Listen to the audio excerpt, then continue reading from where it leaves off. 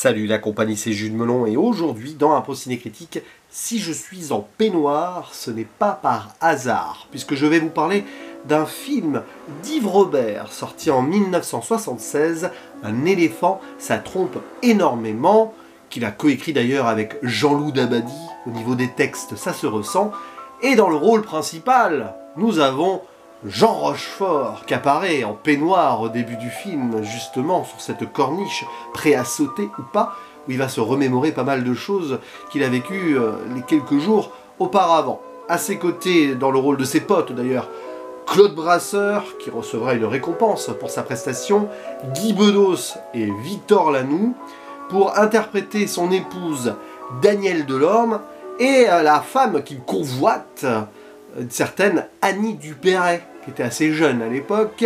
Nous avons également Marthe Villalonga, qui joue une mère très expressive.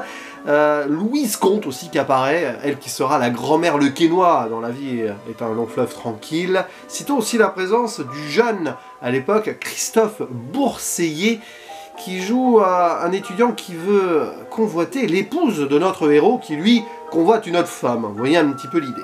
Et nous avons ici une comédie à la Yves Robert, un film de potes aussi, l'un des premiers de l'histoire, avec Vincent, François, Paul et les autres, de Claude Sautet, sorti je crois 2 ans avant, et dont je parlerai probablement dans l'année. Donc c'est quelque part un fer de lance ici, qui aura une suite, Nous irons tous au paradis, dont je parlerai bientôt aussi, que je n'ai pas vu, contrairement donc à Un éléphant, ça trompe énormément, qui trônait dans mes souvenirs, notamment pour sa scène de fin, très aérienne, j'en dis pas plus. Et là, je l'ai revu, donc des années plus tard, et ça raconte l'histoire, grosso modo, d'Étienne d'Orsay, donc le personnage de Jean Rochefort, que l'on voit suspendu au vide, presque, hein, en haut de cet immeuble, dehors, comme ça, qui va donc nous conter, en voix off, si on veut, ce qu'il a vécu récemment, au moment où il a justement rencontré cette jeune femme, prénommée Charlotte, dans un parking à son travail. D'ailleurs, elle passe sur une bouche d'aération, hein, ça m'a rappelé 7 ans de réflexion de Billy Wilder, la scène de la jupe comme ça à Marilyn Monroe, et c'est le coup de foudre. Donc là, alors que jusqu'ici c'est quand même quelqu'un d'assez fidèle au niveau de son mariage, il va succomber peut-être et tenter de la convoiter, de la draguer, et donc on va suivre ces petites scénettes où il va toujours tomber sur elle, hein, donc au boulot pour commencer, au tennis après avec ses potes, etc. Et en filigrane, nous suivons aussi le destin de ces gens qui sont autour de lui, donc de ses 3 amis. Il y a Daniel, joué par Claude Brasseur, qui est un personnage beaucoup plus complexe qu'il n'y paraît, bon, sportif comme ça, sûr de lui, mais il cache quelque chose, et une fragilité qui sera révélée vers la fin et qui donnera un moment extraordinaire. Alors j'y reviendrai sans trop spoiler quand même, hein. Il y a Guy Bedos, stéréotype absolu, donc du fils pied noir, etc., brimé par sa mère, et Victor Lanoux, le gros beauf miso, qui d'ailleurs va ce petit retour de bâton cosmique, puisque potentiellement il tromperait allègrement sa femme, et sa femme à un moment, elle se barre, elle le plaque, ça va le rendre fou.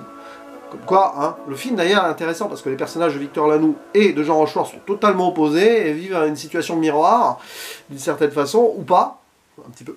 Et donc voilà, il va se passer plein de choses. En filigrane, vous avez aussi l'épouse donc de notre cher Étienne qui va vivre un moment très cringe, on peut le dire, hein, de nos jours quand même, avec ce jeune étudiant, parce qu'elle, enfin, oui, voilà, elle côtoie des étudiants parce qu'elle a repris ses études et tout. Bon, bref.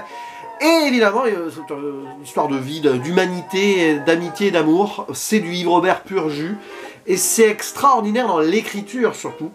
Et dans le rythme. C'est un exemple du genre, c'est un film qui est parfait à ce niveau-là, puisque c'est drôle, à la fois un petit peu émouvant, potentiellement tragique, si on regarde certaines scènes marquantes quand même, et rocambolesque, avec cette voix off, qui est presque littéraire, hein. C'est du Jean-Loup Dabadi, aussi parolier et tout, enfin, extraordinairement ciselé tout cela, qui donne lieu à des situations absolument improbables, parce que ce que déclame Jean Rochefort, en plus c'est Jean Rochefort, on l'adore, et quand il récite un texte c'est toujours extraordinaire, et bien elles sont totalement parfois en opposition avec ce qu'il vit.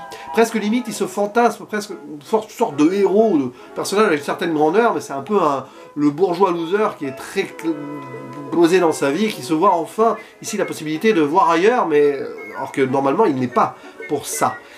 il vit un vrai paradoxe, et la voix off et ce qu'on voit à l'écran justifie aussi ce paradoxe. Évidemment, on a des moments comiques ressorts à la vaudeville un petit peu, notamment à la fin, c'est très vaudeville, très théâtral, il y a pas mal d'acteurs et actrices de théâtre ici d'ailleurs, et il y a aussi les quiproquos habituels, comme par exemple quand il pense avoir au téléphone sa conquête et que c'est une collègue de travail, ce qui causera quelques petites rayures sur sa voiture, bien sûr. Voilà, il y a des scènes comme ça qui sont très marquantes, des moments assez étranges donc entre son épouse et ce jeune là, Christophe Bourseillet, qui avait débuté avec Yves Robert tout enfant, un petit rôle dans La Guerre des Boutons, et qui après a joué avec Jean-Luc Godard. Ben, ça se sent, des fois vous avez du Jean-Pierre Léaud dans son phrasé comme ça, comment il essaye de séduire cette femme plus âgée que lui, renversement de situation, parce que ce sont des hommes plus âgés qui sont avec des femmes plus jeunes, mais là vous voyez il y a ça aussi.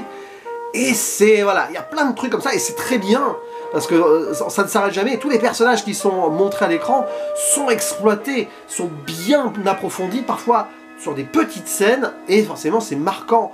Des petits moments au tennis, des petits moments comme ça d'amitié aussi, parce que cette amitié-là, elle est très forte.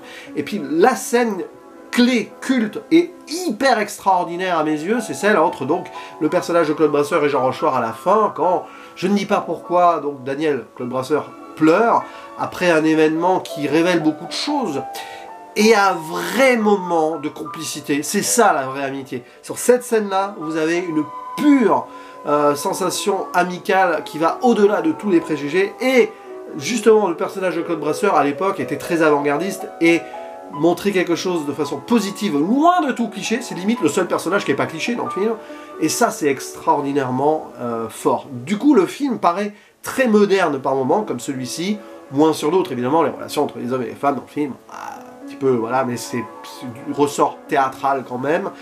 Et évidemment, je ne peux pas conclure cette vidéo sans mentionner l'extraordinaire bande-son de Vladimir Cosma, hein, qui a beaucoup composé pour Yves Robert quand même.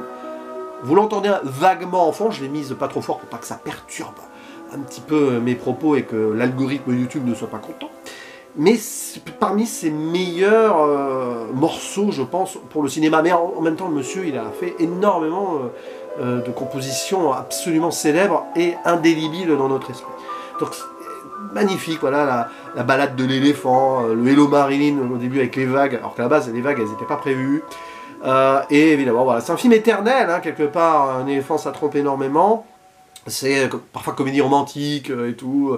Il y a des moments qui m'ont rappelé, alors, oui, c'est du Yves Robert aussi, mais c'est bien après, Le château de ma mère, de la suite hein, du diptyque La gloire de mon père, avec des moments un peu comme ça, fleur bleue. Il y a des moments un peu fleur bleue dans le film, c'est bizarre, de ces séductions-là. Et voilà, on pourrait en parler pendant des heures, mais bon, je ne vais pas non plus m'étaler sur le sujet. Il faut voir ce film, revoir hein, ce film. Je pense que beaucoup d'entre vous qui écoutez cette vidéo le connaissent déjà. Et je découvrirai enfin, parce que, à moins que je l'ai vu, mais je m'en souvienne pas, la suite, qui bizarrement est passée sous mes radars. Mais c'est vrai que comme Un éléphant ça trompe énormément, je l'avais vu à la télé, bizarrement je ne l'ai jamais revu depuis, mais en revoyant là, certaines scènes me sont réapparues comme cela. Et puis bien sûr la fin, quoi.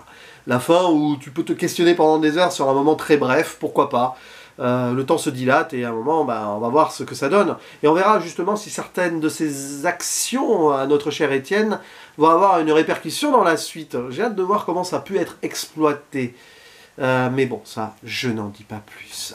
Et je vous dis donc, n'hésitez pas à réagir en commentaire, bien évidemment, en vous souhaitant une bonne soirée au moment où vous écoutez cette vidéo, ou journée, je ne sais pas. À la prochaine, ciao.